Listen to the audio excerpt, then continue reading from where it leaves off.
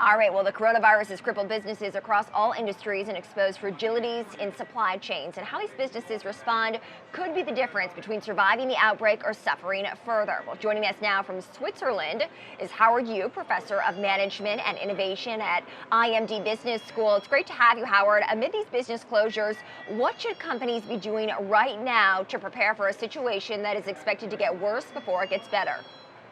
Yeah, so at IMD, we are basically filing in a lot of inquiry from our client because people are asking for advice as they are trying to combat with the current environment. What we are seeing is there are winner or company who are able to buffer themselves against this very disturbing time. Company who had invested a lot of technology, digital technology, managing their supply chain are faring much better than a lot of traditional manufacturer that are based on manual work a lot of the time. So my immediate recommendation is you have to set up some kind of SWAT team to really have a handle on the global situation and basically having a much more decentralized way of managing decision so that you really allow the organization to regain some form of agility over the long run. And you've got a very unique firsthand look into the situation in Europe. Describe what it is right now. Oh my God, in Switzerland is sort of the epicenter, right, in many ways. And just right next door, Italy is basically having this complete lockdown. And what's really interesting is the travel restriction doesn't really come along until last week. And I think this is going to be a recurring themes over in the US. If we want to understand how the US dynamic is going to play out, you can look at Switzerland and pan-European countries as well. So I think it is just a matter of time when US needs to really impose what is being toying around right now as domestic travel restriction. What's the timeline? How long do you think these supply chains could be disrupted, Howard? Yeah, that's right. I mean, this is the situation really hit hard fairly rapidly. However, organizations that are much more agile, we see them being recovered in a rapidly massive scale in a very relatively short period of time. I'll give you a concrete example. If you're looking at the world's largest home appliance maker, like Haier, because historically they have digitized a lot of their work despite they are hardware manufacturer. They were able to essentially set up this they call micro enterprise around the world. So managers are really adjusting the supply chain, adjusting the customer demand on real-time basis. So what you're seeing at Haier, for instance, by the end of February, their supply chain is almost back to the previous level already. So it is doable in many ways, and we've seen organizations from insurance company that rely on human sales agent all the way to hardware manufacturer basically can recuperate their lost ground if they had digitized in the past within several weeks.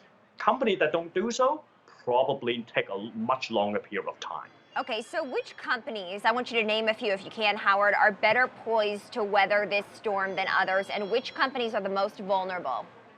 Yeah, so you already see companies such as Haier in China, basically headquarters in Qingdao, basically have recovered most of its lost ground. And you are looking at insurance company called Ping An in China, and they have operation across Southeast Asia as well.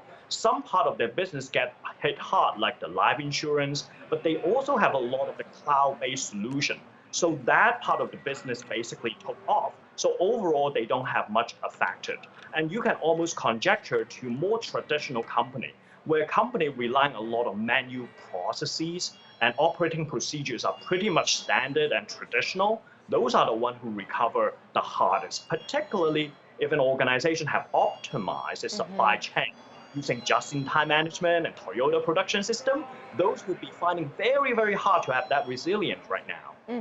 Talk about the knock-on effects of the work-from-home policy in the United States, Howard, or certainly at least in New York. We do see that many professionals are mandated to avoid public places, right? There has been an official ban on that. What are the results of a work-from-home policy? Yeah, I think it's going to accelerate this whole idea of work remote and reducing unnecessary face-to-face meeting. So whether it's business meeting, travel around the world, all of a sudden people discover, well, Zoom is not that bad. And in fact, one can be very creative to still retain that level of high performance despite we are not in the same room all the time. But I think also at the same time, professional knowledge workers, these are basically the more privileged population. We have to keep in mind the most vulnerable population of the economy. People who work at restaurant now don't have the paycheck, or even the low-income immigrant who may not be, too forthcoming in seeking professional health care, but they are in fact of the highest risk of exposure and potentially become the carrier of the disease as well. If you are a worker at a restaurant, at a public place, Howard, what advice would you give to those workers who might be out of work right now? They're not making tips. Some of them perhaps don't even have health insurance.